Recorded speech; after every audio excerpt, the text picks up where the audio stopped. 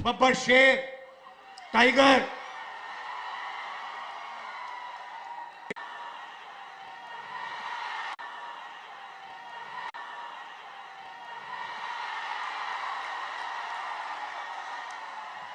बब्बर शेर, टाइगर जो इतनी गर्मी में शिकार करने निकले हैं। भाई और बहनों, विचारधारा की लड़ाई है। एक तरफ इंडिया गठबंधन और ये संविधान, और दूसरी तरफ वो लोग जो इस संविधान को रद्द करना चाहते हैं, खत्म करना चाहते हैं, फेंकना चाहते हैं। बीजेपी के नेताओं ने खुलकर कहा है कि अगर हमारी सरकार आएगी हम संविधान को खत्म कर देंगे। मैं उनको कहना चाहता हूं, आपकी सरकार नहीं आएगी।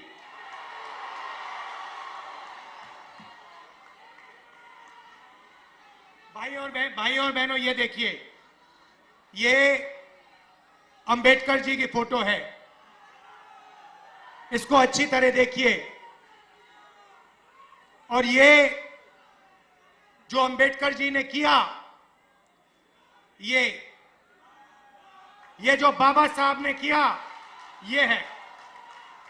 ये संविधान बनाने के लिए अंबेडकर जी ने अपनी पूरी जिंदगी दे दी। ये आप भूलिए मत, ये आप भूलिए मत। मैंने अंबेडकर जी की किताबें पढ़ी हैं। उसमें उन्होंने कहा, उन्होंने बताया कि हिंदुस्तान में दलितों के साथ, पिछड़ों के साथ आजादी से पहले कैसा बर्ताव हुआ करता था। उन्होंने कहा कि जब वो छोटे थे, बच्चे थे, बैलगाड़ी पे गए और उनको पूरे रास्ते पानी नहीं पीने दिया गया था। भाई और बहनों, 3000 साल के लिए इस देश में, इस धरती में दलितों पर अत्याचार हुए हैं। कॉन्स्टिट्यूशन ने, संविधान ने पहली बार हिंदुस्तान की हिस्ट्री में दलितों को इज्जत दी है, रिस्पेक्ट दी है।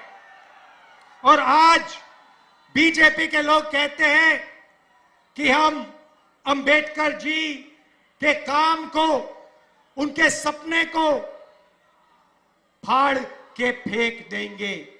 भाई और बहनों, अंबेडकर जी के संविधान को, गांधी जी के संविधान को, नेहरू जी के संविधान को कोई शक्ति फाड़ नहीं सकती है। मैं हिंदुस्तान के सब लोगों से कहना चाहता हूं कि संविधान को इंडिया गठबंधन दिल से, जान से, खून से रक्षा करने का काम करेगा। हम 1 इंच पीछे नहीं हटेंगे। मर जाएंगे, कट जाएंगे, मगर कॉन्स्टिट्यूशन को, संविधान को हम नहीं छूने देंगे, इसको नहीं बदलने देंगे। भाई और बहनों, संविधान ने सिर्फ दलितों की रक्षा नहीं की। रिजर्वेशन मिला, दलितों को रिजर्वेशन मिला, पिछड़ों को रिजर्वेशन मिला, आदिवासियों को रिजर्वेशन मिला, तो इस किताब ने रिजर्वेशन दिया। अब बीजेपी कहती है कि पिछड़ों को, दलितों को, आदिवासियों को रिजर्वेशन नहीं मिलना चाहिए, रिजर्वेशन को वो खत्म करना चाहते हैं। दूसरा मैसेज मैं देना चाहता हूं, रिजर्वेशन को खत्म नहीं कर पाओगे, उल्टा हम रिजर्वेशन को 50% से आगे बढ़ा के ले जाएंगे।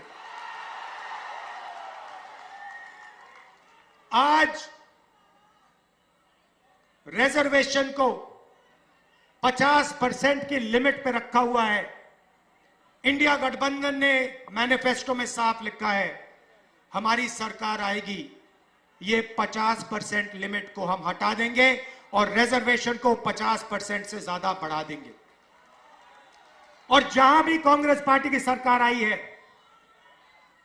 चाहे छत्तीसगढ़ हो, मध्य प्रदेश हो, हमने ये काम करके दिखाया है और पूरे हिंदुस्तान में हम ये काम करके दिखा देंगे। भाइयों और बहनों, यहां हजारों युवाएं हैं। पहली बार हिंदुस्तान के इतिहास में नरेंद्र मोदी जी ने सेना के जवानों को मजदूर में बदल दिया है।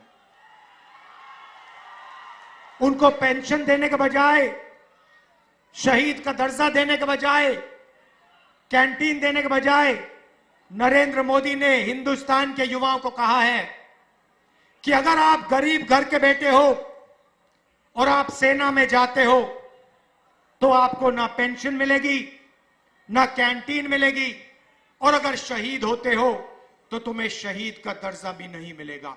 और अमीर घर के बेटों से कहते हैं कि अगर आप अमीर हो तो आपको पेंशन मिलेगी, आपको शहीद का दर्जा मिलेगा, आपको कैंटीन मिलेगी, आपके परिवार की रक्षा होगी। अग्निवीर योजना के हम खिलाफ हैं। मैं हिंदुस्तान के युवाओं को कहना चाहता हूं, अग्निवीर योजना को इंडिया सरकार फाड़ के कूड़ेदान में फेंकने वाली है।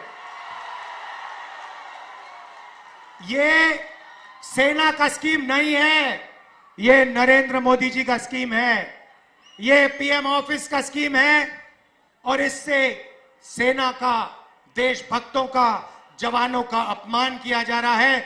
इसीलिए हम इस स्कीम को रद्द करने जा रहे हैं। भाइयों और बहनों, आपने नरेंद्र मोदी जी के इंटरव्यू देखे आजकल, वो चमचे वाले, जिसमें चार पांच चमचे बैठते हैं और नरेंद्र मोदी से सवाल पूछते, वो देखे आपने?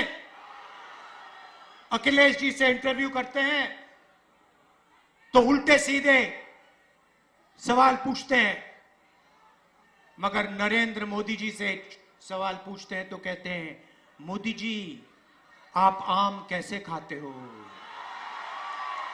मोदी जी आप आम छील के खाते हो या काट के खाते हो? मोदी जी आम खाने से पहले आप उसको धोते हो? और मोदी जी जवाब देते हैं, ओ चमचो, नरेंद्र मोदी कुछ नहीं करता है, सब कुछ अपने आप होता है। नरेंद्र मोदी को धरती पे परमात्मा ने भेजा है, बाकी सब लोग बायोलॉजिकल हैं, माता पिता से पैदा हुए हैं। नरेंद्र मोदी बायोलॉजिकल नहीं है। नरेंद्र मोदी जी ऊपर से टपक के आए हैं, उनको परमात्मा ने हिंदुस्तान भेजा है परमात्मा का काम करने के लिए।